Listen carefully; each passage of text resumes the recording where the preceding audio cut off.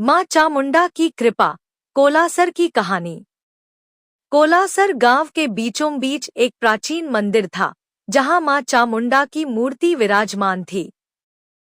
गांव वाले कहते थे कि मां की कृपा से कोई भी संकट टल जाता है। यह कहानी है एक साधारण लड़के, शिवा, की, जिसके जीवन में मां चामुंडा ने चमत्कार किया। शिवा एक गरीब किसान का बेटा था। गांव में सूखा पड़ गया था, फसलें सूख रही थी और शिवा का परिवार कर्ज में डूबता जा रहा था। एक रात निराशा में डूबा शिवा मां चामुंडा के मंदिर पहुंचा।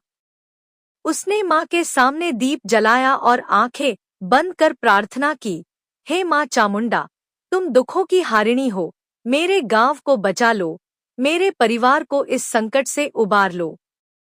उसी रात शिवा ने सपने में मां चामुंडा को देखा।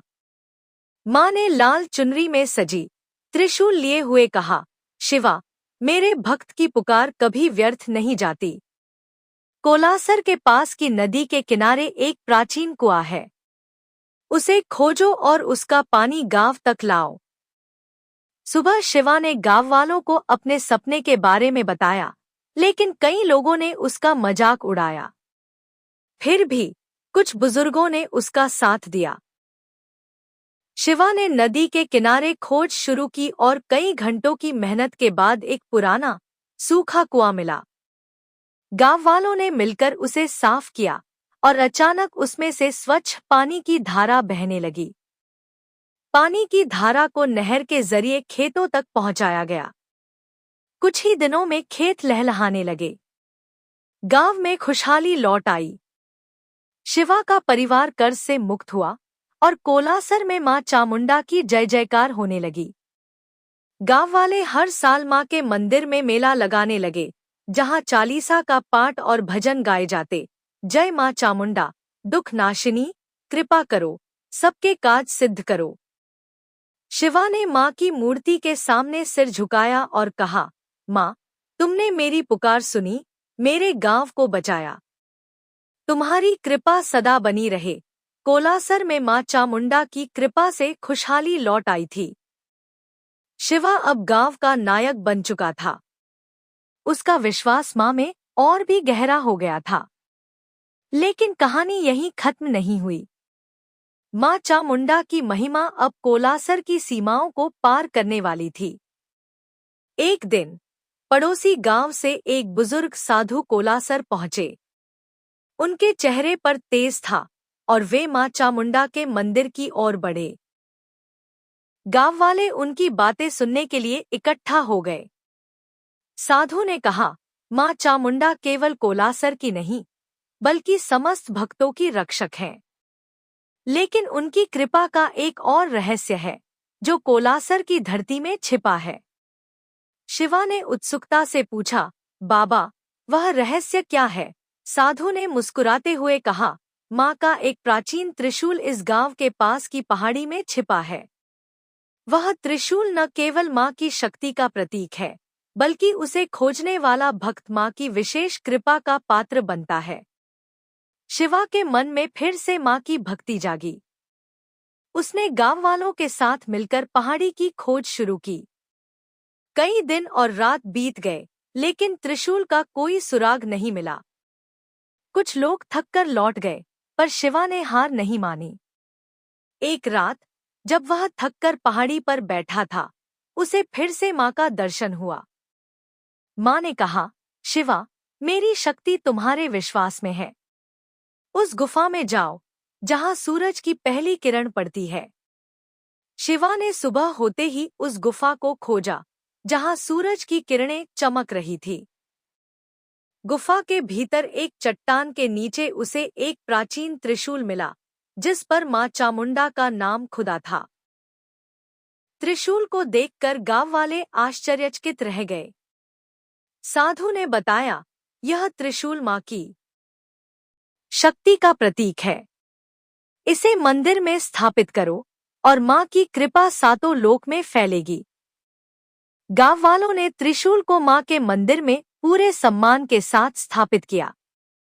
उस दिन से कोलासर में एक वार्षिक उत्सव शुरू हुआ, जिसमें दूर दूर से भक्त मां चामुंडा के दर्शन के लिए आने लगे। शिवा ने मां की चालीसा को हर दिन गाया और उसकी आवाज में मां की महिमा गूंजती थी। जय मां चामुंडा, दुख नाशिनी, कृपा करो, सब काज सिद्ध करो। लेकिन मां की कृपा का एक और इम्तिहान बाकी था। कुछ समय बाद कोलासर में एक महामारी फैलने की खबर आई। गांव वाले डर गए, लेकिन शिवा ने मां के त्रिशूल के सामने सिर झुकाया और चालीसा का पाठ शुरू किया। उसने मां से प्रार्थना की, हे मां, तुमने मेरे गांव को सूखे से बचाया, अब इस महामारी से रक्षा करो। रात को मां ने फिर से दर्शन दिए और कहा, शिवा, मेरे त्रिशूल को गांव के चारों कोनों में ले जाओ और चालीसा का पाठ करो। मेरी शक्ति हर भक्त तक पहुंचेगी। शिवा ने वैसा ही किया। उसने त्रिशूल के साथ गांव की परिक्रमा की और हर घर में मां की चालीसा गूंजी। आश्चर्यजनक रूप से कुछ ही दिनों में महामारी का प्रभाव कम होने लगा। गांव वाले फिर से मां की जय जयकार करने लगे। शिवा अब कोलासर का केवल एक भक्त नहीं था, बल्कि मां चामुंडा का दूत बन चुका था। उसने गांव में एक छोटा सा आश्रम बनवाया, जहां वह बच्चों को मां की चालीसा और भक्ति का महत्व सिखाता था। कोलासर अब एक तीर्थ स्थल बन गया था, जहां हर साल लाखों भक्त मां चामुंडा की कृपा पाने आते थे।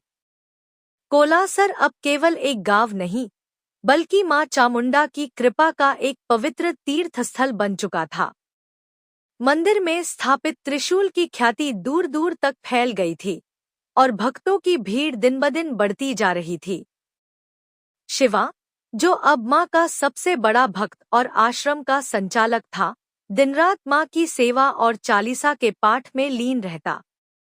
लेकिन मां चामुंडा की योजना में अभी और भी था, जो शिवा और कोलासर के भाग्य को बदलने वाला था। एक दिन दूर शहर से एक व्यापारी रमेश कोलासर पहुंचा। वह एक धनी व्यक्ति था, लेकिन उसका मन अशांत था। उसकी बेटी माया कई सालों से एक रहस्यमयी बीमारी से पीड़ित थी। बड़े बड़े वैद्य और डॉक्टर उसका इलाज नहीं कर पाए थे। रमेश ने मां चामुंडा के चमत्कारों की कहानियां सुनी थी और अपनी बेटी को लेकर मंदिर आया। उसने शिवा से मुलाकात की और अपनी व्यथा सुनाई। शिवा, मैंने सब कुछ आजमाया, लेकिन मेरी बेटी की तबीयत नहीं सुधर रही। क्या मां चामुंडा मेरी मदद करेंगी? शिवा ने रमेश को मंदिर में ले जाकर मां के सामने दीप जलाने को कहा।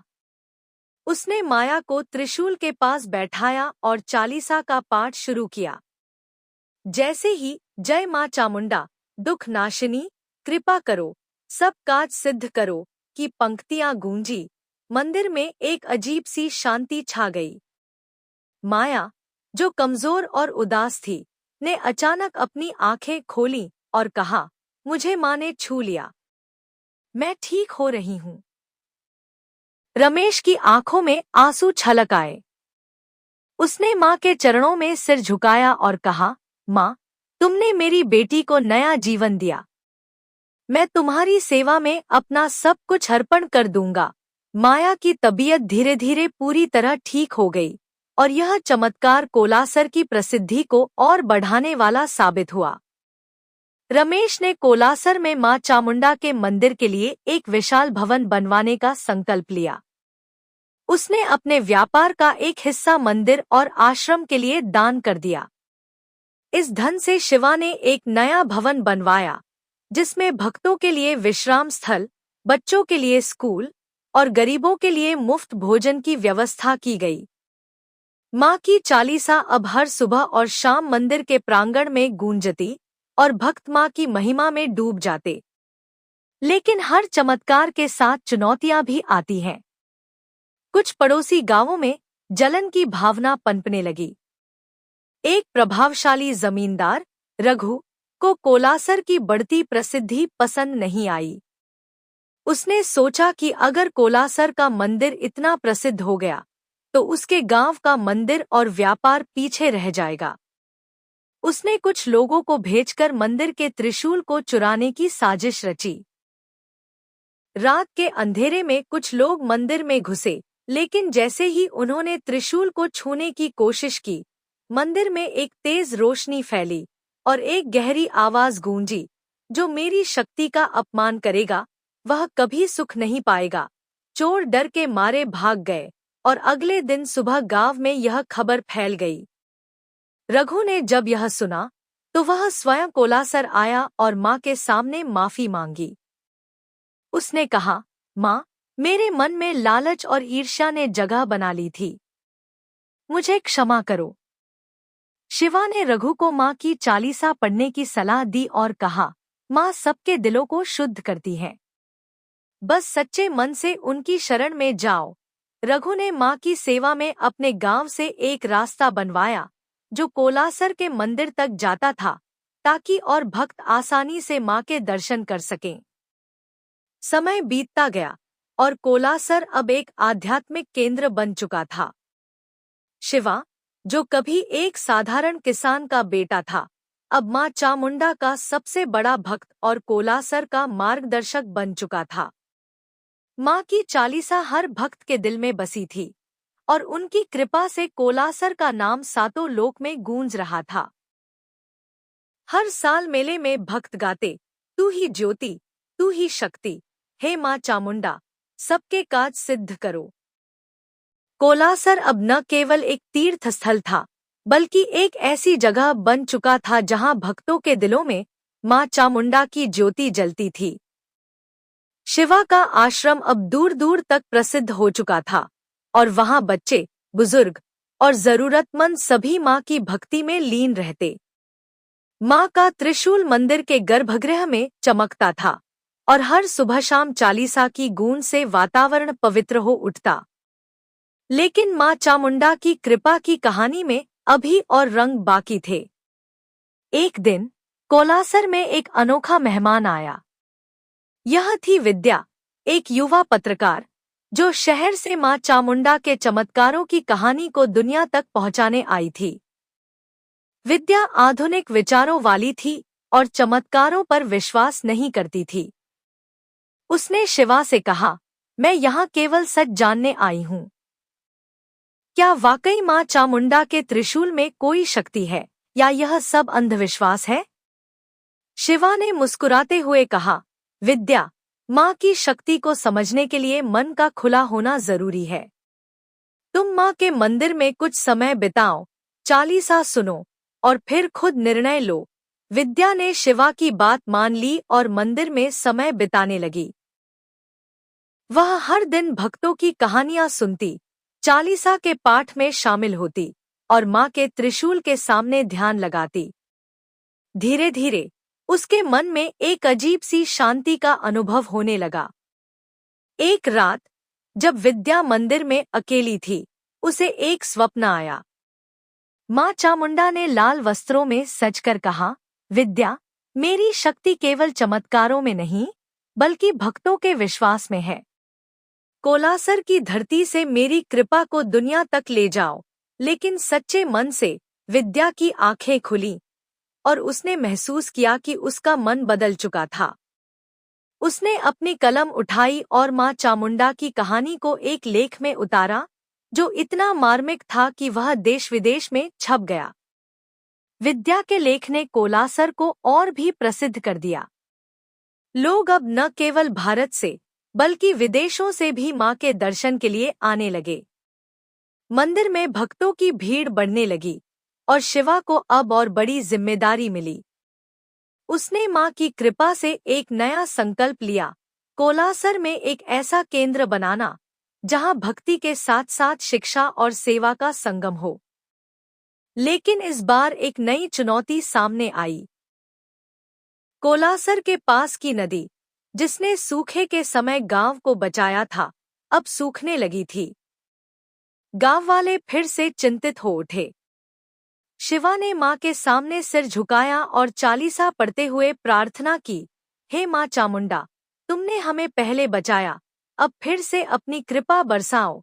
उस रात माँ ने दर्शन दिए और कहा, शिवा, नदी का पानी मेरी कृपा से बहेगा, लेकिन तुम्हें अपने भक्तों को एकजुट करना होगा। मेरे त्रिशूल को नदी के उद्गम तक ले जाओ। शिवा ने गांव वालों को इकट्ठा किया और विद्या की मदद से एक बड़ा अभियान शुरू किया।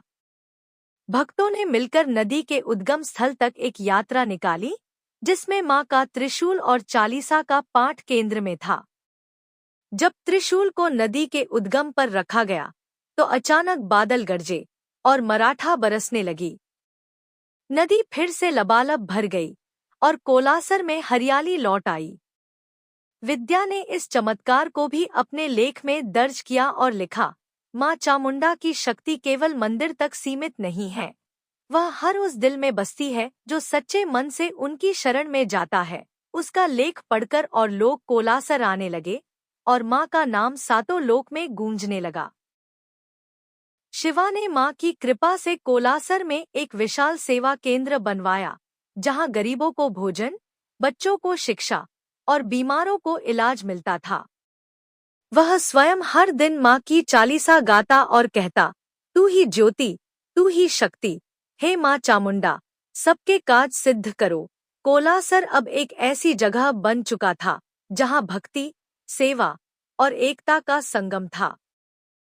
कोलासर अब मां चामुंडा की कृपा का एक ऐसा केंद्र बन चुका था जहां भक्ति, शिक्षा और सेवा का संगम हर दिल को छू रहा था। शिवा का सेवा केंद्र अब केवल कोलासर तक सीमित नहीं था। पड़ोसी गांवों और शहरों से लोग यहां आकर प्रेरणा लेते और अपने जीवन में मां की भक्ति को अपनाते। मंदिर में हर दिन चालीसा की गूंज और त्रिशूल की चमक भक्तों के मन में आशा की किरण जगाती थी। लेकिन मां चामुंडा की योजनाएं अनंत थी और उनकी कृपा का अगला अध्याय कोलासर को एक नई ऊंचाई देने वाला था। एक दिन कोलासर में एक अनोखी घटना हुई। एक छोटी सी लड़की, काव्या, अपने माता पिता के साथ मंदिर आई।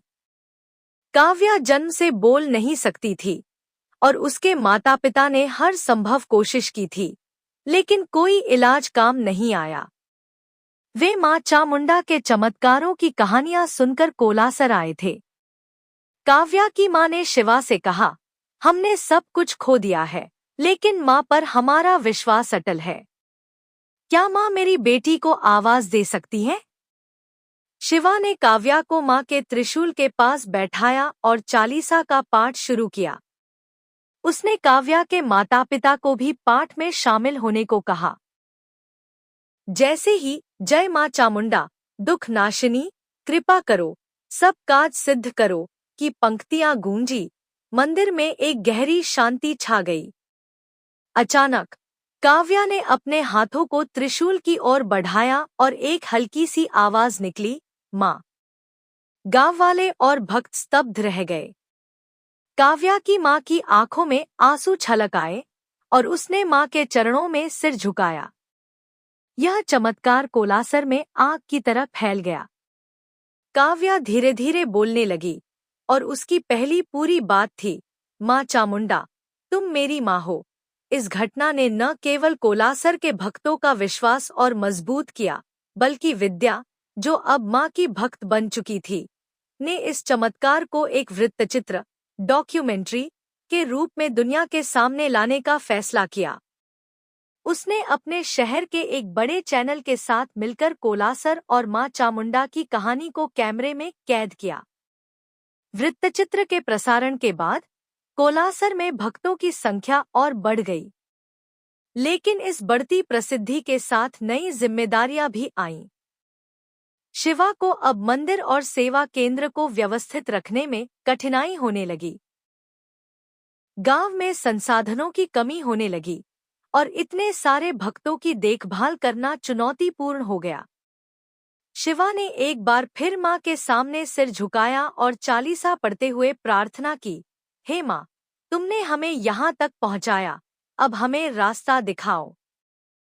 उसी रात मां ने स्वप्न में दर्शन दिए और कहा, शिवा, मेरी शक्ति भक्तों के एकजुट होने में है। कोलासर को अब एक विश्वस्तरीय तीर्थस्थल बनाओ, जहां मेरी कृपा हर जरूरतमंद तक पहुंचे। मेरे भक्तों को बुलाओ और उनकी सेवा को मेरी सेवा समझो। शिवा ने इस स्वप्न को मिशन बना लिया। उसने विद्या, रमेश और रघु जैसे भक्तों को एकजुट किया और एक बड़ा अभियान शुरू किया। रमेश ने अपने व्यापारिक संपर्कों के जरिए धन जुटाया, विद्या ने दुनिया भर में मां चामुंडा की कहानी को फैलाया और रघु ने पड़ोसी गांवों को जोड़कर एक समिति बनाई। इस समिति ने कोलासर में एक विशाल तीर्थ परिसर बनाने की योजना बनाई, जिसमें मंदिर, अस्पताल, स्कूल और भक्तों के लिए विश्राम गृह शामिल थे। लेकिन इस योजना को पूरा करने में एक बड़ी बाधा थी। कोलासर के पास की जमीन का एक हिस्सा एक पुराने जमींदार के पास था, जो इसे देने को तैयार नहीं था। उसने शिवा को धमकी दी, यह जमीन मेरे पूर्वजों की है, मैं इसे मंदिर के लिए नहीं दूंगा।